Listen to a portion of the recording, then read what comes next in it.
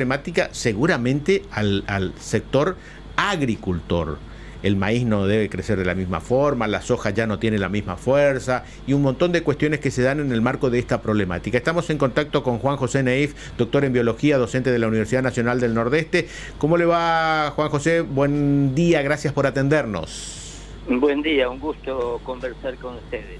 Estamos tratando particularmente de utilizarlos a ustedes para hacer un poco de docencia, porque sabemos perfectamente que el hombre que está en el campo conoce de esta problemática y busca alternativas para proteger lo propio en la problemática. Pero he observado, me incluyo, que quienes vivimos en la ciudad y gozamos del servicio de agua potable en red, no dimensionamos esta problemática, no la cuidamos y le metemos agua a todo. Sí. ¿Cómo hacemos para cambiar este hábito, mal hábito, al menos en marco de emergencia? Bueno, sabe que es muy difícil resolver un problema cuando uno no se ha formado dentro de las pautas de realizar economía de un recurso, ¿no es cierto? Hay países que tienen, o en el campo nuestro mismo, se utilizan las canaletas que van a aljibes, ¿no es cierto? Y se utiliza el agua de los aljibes. Nosotros eso no lo tenemos. Claro, ahora no llueve, así que no lo podríamos usar, pero bien se podría recoger el agua de la ducha, por ejemplo, y utilizarla para riego o para lavar los pisos o ese tipo de actividades que no requieren calidad de agua para consumo. La reutilización del agua en Argentina solamente ocurre en algunas ciudades, y en Corrientes no se da. Hay lugares donde se reusa el agua de los residuos cloacales, por ejemplo, ¿no es cierto? Sí. Se puede recuperar y tratar para riego y para otros usos, pero en nuestra cultura no se ha dado porque, como decían más temprano hoy una señora en la consigna que ustedes pusieron, el agua siempre ha estado en abundancia. Claro. y nunca hemos tenido una situación de este tipo. Fíjese que yo tengo varios añitos encima y nunca hemos vivido esta situación, y una sequía tan prolongada y de esta intensidad no se ha dado en 200 años. Entonces, Juan José, particularmente por cuestión que hemos observado, siempre hemos hablado de cómo se fue el río arriba, cómo desbordó, viste dónde se metió todo, cómo ha crecido, pero nunca hemos hablado de que desapareció el río, desapareció la laguna. Yo no recuerdo hablar de esta forma en esta parte del país. Bueno, Marcelo, las inundaciones y la sequía funcionan distinto. Las inundaciones son fenómenos espectaculares, se parecen de alguna manera a las enfermedades críticas, ¿no es cierto? Que uno de golpe se entera que tiene una enfermedad muy jodida y en poco tiempo se lo lleva. Claro. Las sequías actúan en forma parecida a las enfermedades crónicas. Uno se entera de lo que está ocurriendo al final, cuando ya prácticamente hay poco de lo que se puede hacer. Como es un proceso de tanta gradualidad, uno nunca piensa que va a ser tan grave. Cuando yo dije no hemos visto lo peor, claro, algunos periodistas se enojaron conmigo. Sí. Pero realmente no hemos visto lo peor. Todavía no. Estamos empezando a verlo. Pero fíjese, los incendios que creíamos que habían terminado porque estábamos dotados de buena infraestructura para controlarlo, porque la gente estaba concientizada de no tirar colillas en las banquinas, esto, aquello. Siempre hay algún tonto que prende algún fueguito y ocurren estas cosas, ¿no es cierto? Incluso no sé si no son intencionales. Hay que estar atento. En Chile en este momento prácticamente están ante lo que podría ser casi una guerra civil, porque hay incendios en una cantidad impresionante que funcionan simultáneamente, se encienden durante la noche y demás. Entonces, ojalá no se dé ese tipo de situaciones acá. O sea, los incendios que son que ocurren en forma meteórica, bueno, los tenemos que sufrir, pero aquellos que son por descuido, y peor aún si son intencionales, yo creo que debemos estar preparados para tomar las medidas que sean necesarias para que esto no ocurra, ¿no? Recién utilizó nuevamente esta palabra, lo peor no hemos vivido. ¿Hasta cuándo la niña? Bueno, a ver, porque utilizamos este fenómeno climático de la niña como la responsable de este gran momento difícil que estamos atravesando.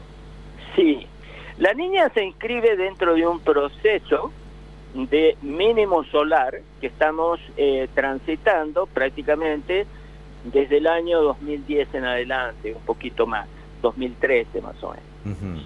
Y ocurre que el sol no entrega una cantidad de energía constante, sino que en determinados periodos, como el que estamos viviendo, entrega menos radiación. Eso hace que haya menos evaporación en los mares. Los mares son los grandes productores de humedad del ambiente porque ocupan el 78% del planeta Tierra. Entonces, al haber menos evaporación en el mar, los vientos vienen secos sobre el continente, entonces hay menos lluvia. Y encima de todo se complica cuando tenemos temperaturas tan altas como las que estamos viviendo. Ahora, usted me pregunta cuándo termina. Le decía anoche o anteanoche a Liliana Romero, no hay una explicación científica que permita decir cuándo termina esto. Y le voy a comentar cuándo. ¿Cómo? En el año 2020, en julio del 2020, los centros de pronóstico que están en la NOAA, que es el organismo del mar y la atmósfera de Estados Unidos, y en la Universidad de Columbia, nos dijeron que la niña había terminado. Esto era julio del 2020. Un mes después sacan una alerta de que la niña continúa. Desde entonces tenemos niña. Hace 3 años que tenemos niña. ¿Y por qué no se puede saber? Y no se puede saber porque el clima es un vector que se define en parte en el mar, pero en parte en condiciones continentales, porque estamos en una sequía de nivel continental. Yo le decía que estamos avanzando hacia un mínimo solar. Eso nos está determinando que tengamos una seca, no solamente en Corrientes o en el nordeste o en la cuenca del Plata, sino a nivel continental, sí, ¿no es cierto? Sí, o sea, sí, es una seca que se da en todos lados.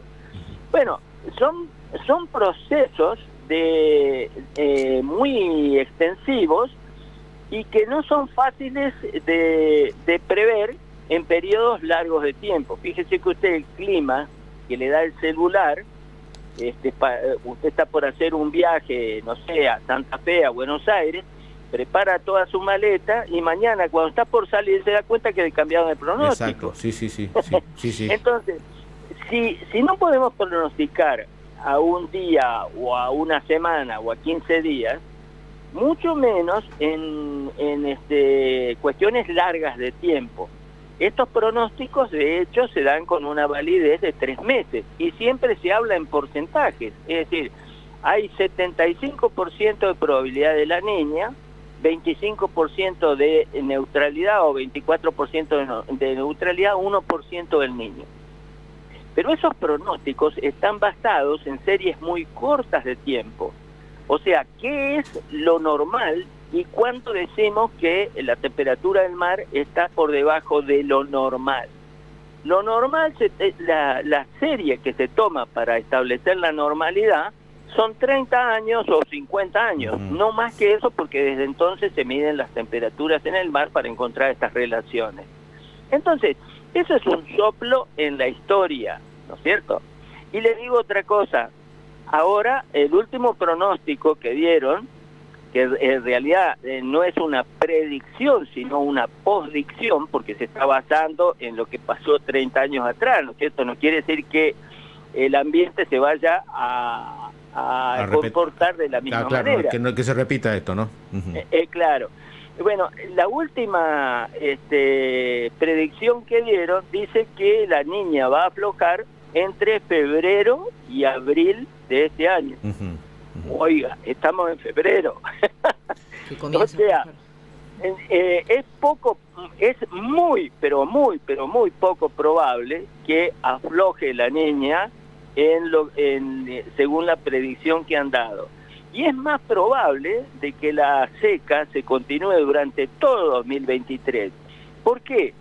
Porque suponiendo que el pronóstico que la predicción que han dado fuera verdad o fuera creíble y que terminara la niña en abril acá empieza a llover menos, claro, y llueve mucho menos hasta septiembre, octubre, ¿no es cierto? Entonces, con el suelo que ya está seco, con la seca que viene normalmente en invierno, ¿no es cierto? Y que en primavera empieza a llover, ¿qué le hace pensar a uno o qué le hace tener esperanza de que vamos a terminar con la niña en el mes de abril? O con la seca en el mes de abril. Juan José, muchas gracias por este pantallazo y bueno, como usted lo decía, ¿no? Aparentemente lo peor no llegó. Sí.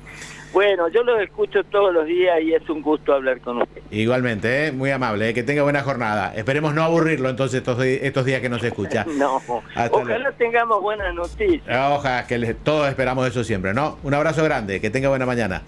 Gracias. Juan José Naís contándonos, lo peor no vino y además, ¿escuchaste? 200 años. Sí, me da la sensación de que, podría decirse que es algo medianamente cíclico, pero agravado por la irresponsabilidad del hombre, claro, ¿no? Porque, claro, es algo que sequías se han dado, pero ahora es como que estas sequías tienen unas consecuencias tremendas por la falta de responsabilidad del ser humano. Sin ningún lugar a dudas, el hombre y la mano del hombre es la gran responsable de estas circunstancias. Desde la búsqueda del progreso, que ha significado de que algunos territorios tengan el avance del humano, y desde el otro afán permanente de querer ganar un peso más. Y hemos observado de que en este último tiempo, que 20 años, han aparecido enfermedades que uno dice, ¿cómo puede ser? Y doy un claro ejemplo del interior de mi provincia. Yo soy del Chaco, y en la ciudad de Charata nunca antes había mosquito. ¿Cómo? No había mosquito. Yo me crié en la zona, La Breña, Charata, no había mosquito.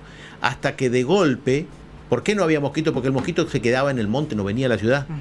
Hasta que desapareció el monte. Y claro. Y pusimos plantas buscando crecer productivamente en todos lados. Y no dejamos monte. ¿Y a dónde vino el mosquito? A la ciudad. Y sí. Y ahí hemos tenido enfermedades que dicen, pero parecía que esto era de Centroamérica. No, hemos tenido y hemos padecido enfermedades por culpa o por el afán del hombre de, la búsqueda del progreso, avanzar sin respetar algunos parámetros, como por ejemplo el de la preservación del ecosistema. Por supuesto, Marcelo. Bueno, son las 7:57 en la República Argentina. Me angustié todo, digo, cuando lo estaba escuchando a este hombre, porque de verdad es